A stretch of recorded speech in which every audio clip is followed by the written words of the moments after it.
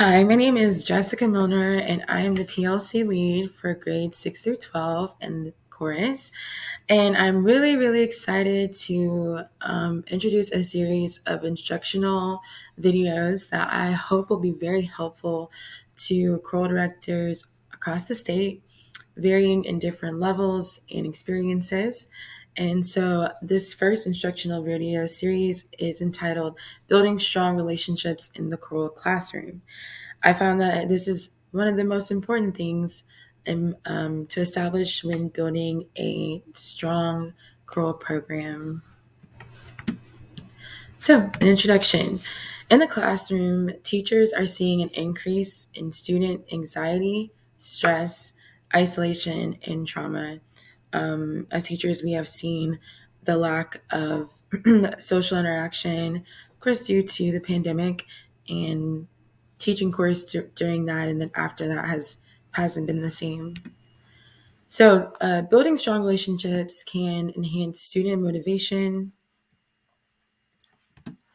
promote learning and exploration in the classroom, increase academic engagement. So, a lot of when you have a student that isn't engaged all the time or consistently, finding a way to build that gap and bridge that relationship is going to help increase their academic engagement.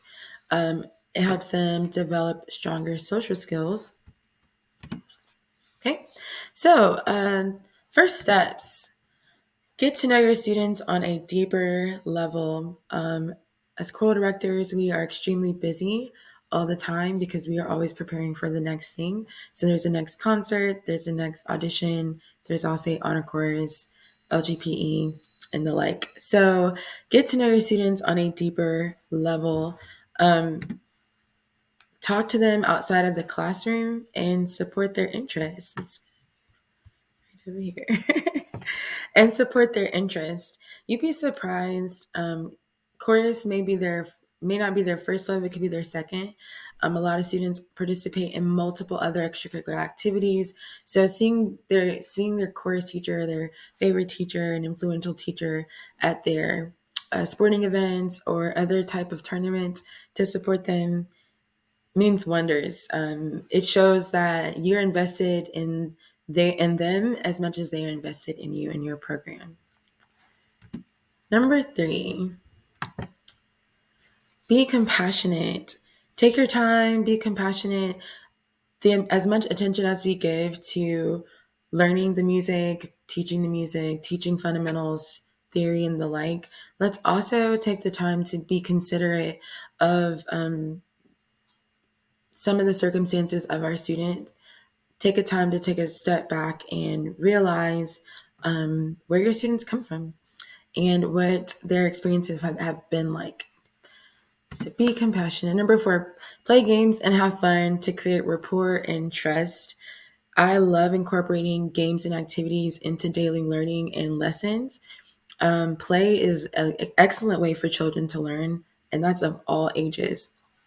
And so, play games, have fun, let them see you let your hair down, let them see you make mistakes, let them see you be competitive and have a good time and laugh because that creates the strong relationships, not just between just you and your students, but also the students with one another. Give positive feedback consistently. I Whether it be written feedback or verbal feedback, always give positive feedback. Make sure you end every rehearsal on a positive note if you can. I like to use the sandwich method when critiquing, so that's a compliment, criticism, and another compliment within that. So when you're in your choir, give positive feedback. I love to incorporate this into just to the culture of the classroom. So I have shout out cards for my students where they write down little shout outs to students that are in their section in a different voice part, different class or different period altogether, and we stick them on the wall, and so students can see that they're being shouted out for their progress and just things that have been noticed within the choir. So that builds camaraderie, and it also highlights the positive behaviors and the type of relationships you want to develop in the choir. Number six, set them up for success. And all of these activities that I talk about, always take in inventory the dynamic of your choir, the personalities of your choir, the energy levels of your students, and pick and choose which works best for you. Modify it as you see need, but definitely set them up for success and leave them on a successful note. Don't have them feeling like they've ever failed at trying. So, just to review, get to know your students on a deeper level, talk to them outside of the classroom, support their interests, and the following slide, we're going to talk about how do you get to know what their interests are. Be compassionate day to day as you assess them. Number four, play games, create a rapport, have fun with your students. Number five, give positive feedback in a consistent manner. And number six, set them up for success. All right, let's get up and get moving. So I've observed multiple classrooms. I've worked with multiple teachers. I've had the opportunity to interview and just be under the tutelage of great directors a lot of the times. And sometimes long rehearsals, especially if you're on a block schedule, can run stale. And so you need to do something to kind of break up the monotony of things, kind of get them to refocus, trying to get them to not only kind of like get their energy levels up, but interacting with one another is extremely important, especially if you have a large choir and you have a large group. So let's get up and get moving. So here are some games and activities that I hope will help your choir get up and talking and interacting with one another. So first, I want to say consistency is key. Please do not use games and things like that as just a reward system, or only on Fridays or only after the concert and things like that. But be consistent in how you incorporate all of your activities. Okay, so clumps is a game where students don't talk at all. So you would say a number, have the students stand in the classroom in a whatever formation they want to. They can spread out however they want to, and you'll call out a number, and you can say five. And so students have to group in clumps of five, and the students that are left out, they're out, and you continue until you get down to four, three, two, and you're left with the last two or three students. Clumps is really fun. It gets them like quickly engaged, and you don't even talk. You just kind of group up together. So yeah, clumps, and it's also nonverbal, so it's great. The line game.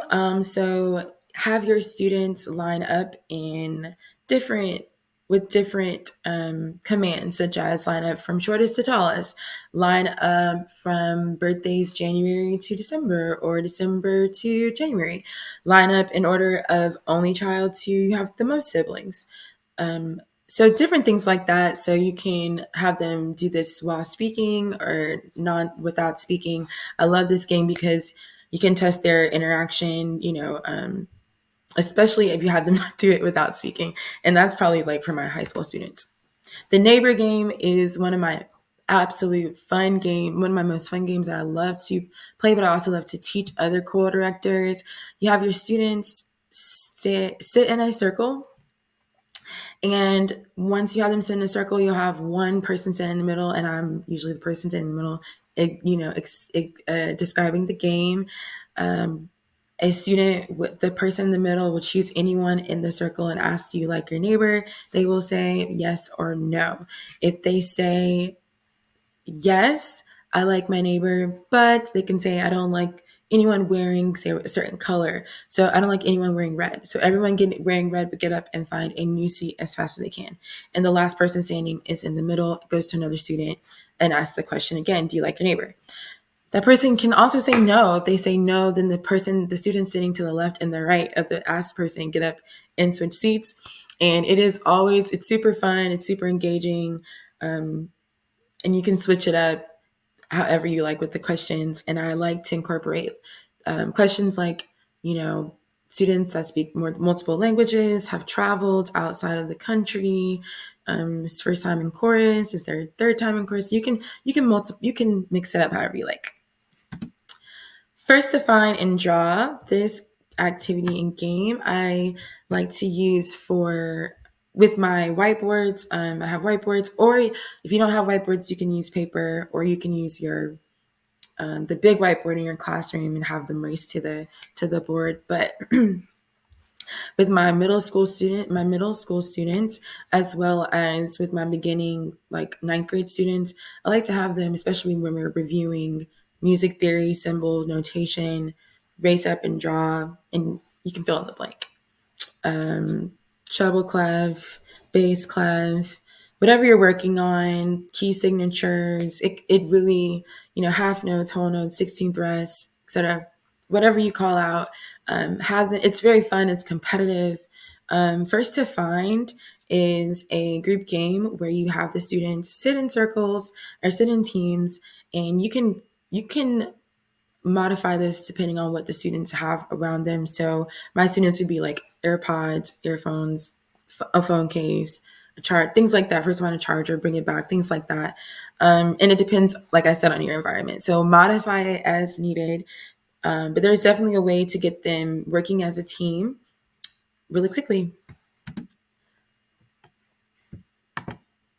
3-question mingle. And for this activity, you take an index card, which I have here, like an example here.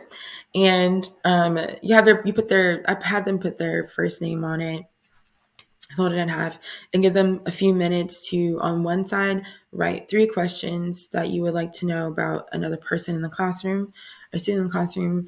For example, like, what's your favorite anime or television show? And the answer would go in this next on the other side. And then you have the student that you asked initial here.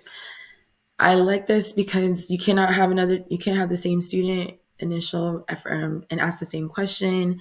And you definitely have to ask students outside of your section. So if you're a soprano, you're outside, you need to ask a different person. So, and it gives the student autonomy over the questions that are going to be asked.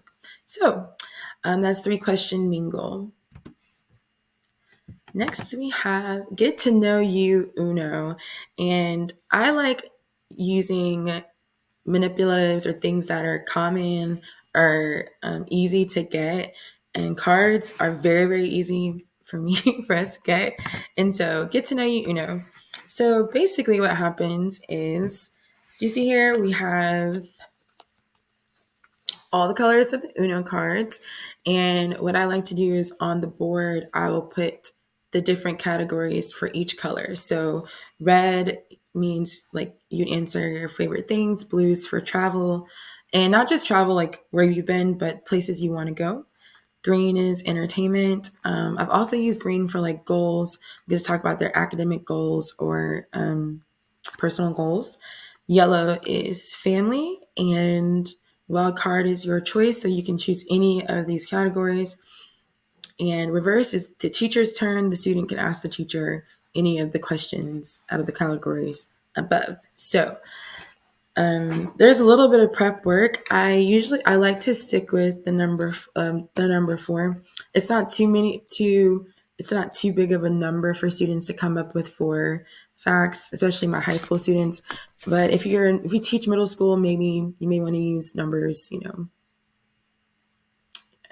yeah, 0, 2, and 3. 1, 2, 3. Okay. So here we go. So 4 is it. So if they pick, they draw number 4 in the yellow card with a yellow card. So 4 facts about their family or for things they like about their family. And so here's the reverse card in yellow. Don't know if you guys can see it. Here it is. Yeah. The reverse card in yellow.